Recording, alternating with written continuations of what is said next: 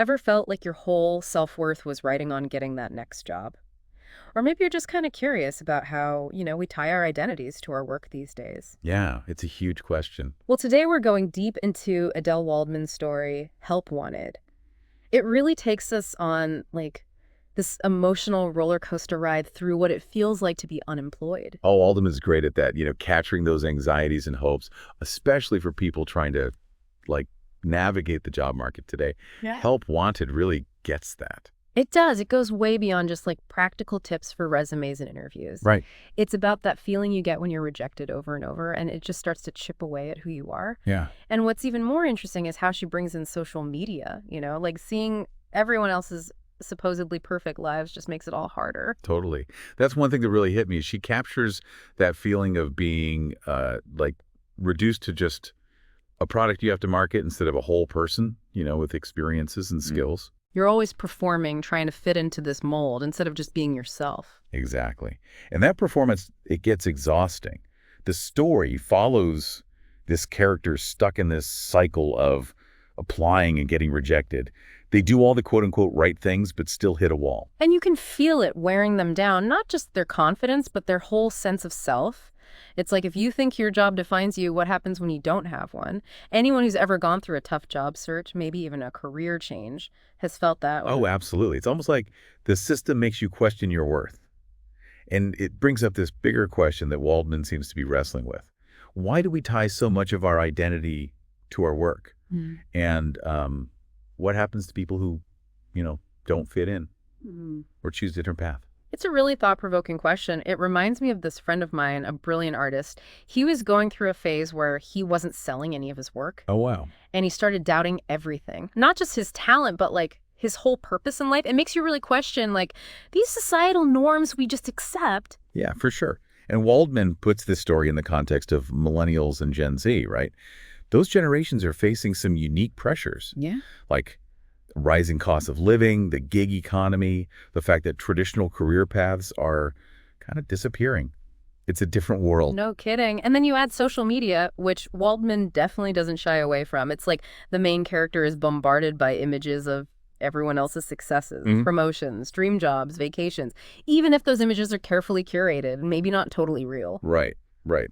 But it's interesting because Waldman doesn't just present social media as this purely bad thing. Oh, okay. She hints that a lot of those perfect online lives might be facades. They're hiding insecurities that people don't share publicly. It's like everyone's putting on a show. Right. Which makes it even harder to deal with your own setbacks, Absolutely. There's this pressure to compare yourself constantly. against these impossible standards. Yeah. And even when, logically, that social media isn't reality, it's hard to shake that feeling of not being good enough. It's a powerful force. There's a ton of research showing how social media can increase feelings of inadequacy and anxiety. Yeah. There's this one study from the University of Pennsylvania, I think it was, that found a direct link between social media use and lower well-being, especially when people are just passively scrolling and comparing themselves. So it's not just a feeling, it's actually affecting our mental health. Exactly. But even with all this struggle and comparison, I was struck by how Waldman still brings in moments of humor.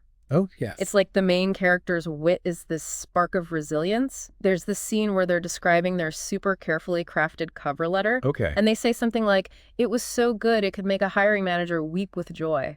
Or maybe just boredom. It's great. I love that. They're feeling defeated, but they haven't lost their sense of humor. It's kind of inspiring. It is. It's a small detail, but I think it says a lot about their character. Yeah. And it reminds us that even the toughest times, there's always room for a little lightness.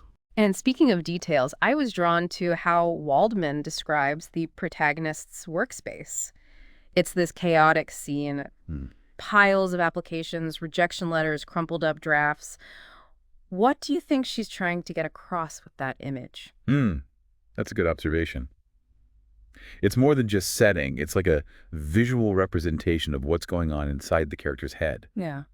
Overwhelmed, stuck, and just dealing with all this chaos. Like that external mess mirrors their internal struggle. Yeah. I'm sure a lot of us can relate to that feeling of being surrounded by the physical evidence of our, struggle. For sure. Yeah, it's like all that stuff becomes a physical reminder of what they're carrying around mentally and emotionally. Uh, And I think that's one of the things Waldman does so well. Like, she can take these complicated feelings yeah. and show them through these really vivid details. You really feel like you're right there with the character, living through it with them. Right. And it takes us back to this idea of social comparison, which is such a big part of the story. It's not just in the background, it's like woven into everything the character experiences.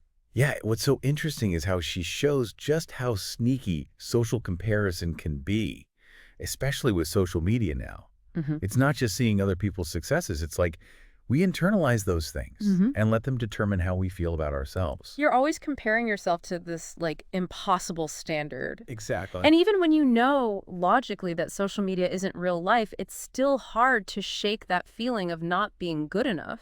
Absolutely. It's like Yeah. this pressure that you can't escape. Yeah. And I think that's why so many people connect with this character's struggle.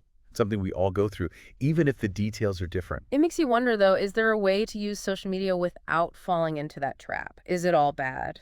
Well, I think it's important to remember that social media isn't good or bad in itself. Yeah. It's a tool, right? And like any tool, it can be used in different ways. So how do we use it in a way that's actually good for us, not harmful? One thing is to be aware of how you're using it.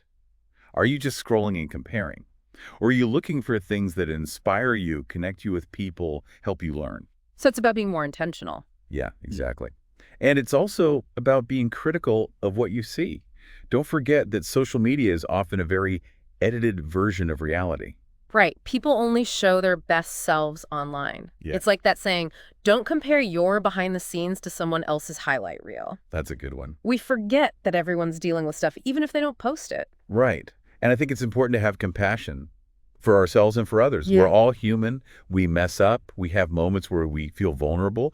Social media shouldn't be about judging or comparing. It should be about connecting and supporting each other. I love that. It's a good reminder that we're all in this together, even when it doesn't feel like it. Yeah. But going back to the story, we should remember Waldman is specifically talking about millennials and Gen Z here. Oh, for sure. They're facing a lot of unique pressures, right? Absolutely. We're talking about a generation that grew up during like economic uncertainty, technology changing so fast, and just a whole different social landscape. The old rules don't apply anymore, and there's this pressure to figure it all out on your own. It's like those traditional markers of success. The stable job, the house, the whole 9 yards are getting harder to reach for a lot of people. And that can be really disorienting. It's like the old map doesn't work, but there's no new one to follow. Right, right. Yeah. Which takes us back to that central question Waldman seems to be wrestling with. If our worth isn't just about our job, then where does it come from? Especially when things are uncertain and changing all the time. That's the big question, isn't it? And I think she leaves it open for us to think about. It's not about giving easy answers. It's about making us examine our own beliefs and values. Yeah. Like what really matters to us beyond just those outward signs of success. Exactly. And that's a really valuable thing to do, especially today when we're constantly told what we should be striving for. It's a reminder to define success on our own terms. Right. To find that like internal compass that points us to what's really important. And Help Wanted really pushes us to think about where that compass might lead us, even if it takes us off the usual path. It's about realizing that there's more to life than just climbing the career ladder. There's value in our passions, our relationships, our communities. Right. And sometimes those things lead us to unexpected places, places that weren't on the map we were given. That's where the real adventure starts. Exactly. It's about embracing the uncertainty, the detours, the things you discover along the way. But even if we do embrace that uncertainty, how do we deal with that pressure to define ourselves through our work? It's like so much of how we live is built around that idea. That's a really important question, and I think a lot of people are struggling with that right now. There's this tension between what society expects and what feels authentic to us. We're stuck in between trying to figure out how to make those two things fit together. And Help Wanted really captures that feeling of being in limbo, of not belonging to the mold, but not knowing what shape to take instead. It's a process, and it's not always easy. Yeah. But I think there's something beautiful in that struggle. It's when we're uncomfortable and unsure that we have to really look at our assumptions, question things, and create something new. It's about redefining success, fulfillment, what it means to live a life that feels meaningful. And maybe that starts with questioning the very things we base our identities on. Wow. It's about realizing that our worth comes from within, not from what we achieve or what other people think.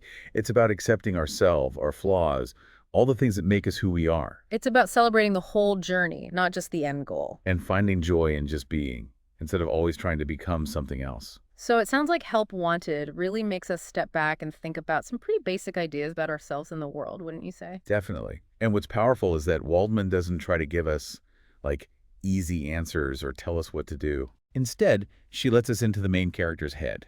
You know, we see their struggles, what they learn, and how they keep going. So it's not about finding the one right answer, but asking those questions that can help us grow. Right. It's about shifting your perspective, challenging what we're told about work and identity, and maybe finding other ways to find meaning and purpose. It's like she's saying it's okay to question things, to make our own definitions of success, to find our own way. Exactly. And I think that's a really hopeful message, especially if you're feeling kind of lost or like those traditional ways of working and achieving aren't working for you. Right. Help Wanted makes you feel seen, like you're not alone. And it reminds you that there's something good about making your own path. So for everyone listening, what are the big things you think they should take away from this deep dive into Help Wanted? Well, I think the first thing is to really recognize just how much unemployment can affect you mentally and emotionally. Yeah. Like we talked about, it's not just money, it's how it makes you feel about yourself, your worth, your place in the world. It can be so isolating and confusing, and Waldman captures that in this really raw and honest way. Another thing is she's criticizing how our society puts so much emphasis on work as the main way we measure our worth. It's like we're obsessed with being productive and achieving things, and we forget about other parts of life, relationships, creativity, personal growth, being part of a community. Yeah, it's easy to get caught up in that, especially with all these messages about hustling and grinding and getting ahead. Exactly. And that leads to the third big takeaway. How sneaky social comparison can be, especially now with social media. Yeah. Waldman's story reminds us that the comparisons we're making, they're often based on information that's not even complete or accurate. Right. We rarely see the whole story, just the best parts that people choose to show. So we need to be more careful about what we're letting into our minds. Right. Be more critical and also be kinder to ourselves and others. I completely agree.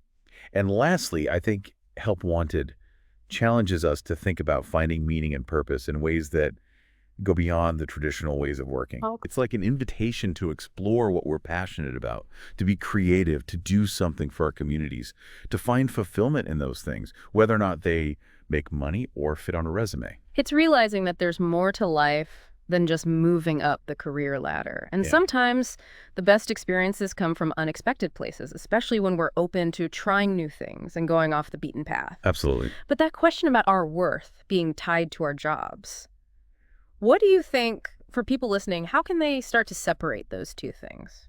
That's a really deep question. I don't think there's one easy answer. But I think it starts with building a sense of worth that doesn't depend on what other people think.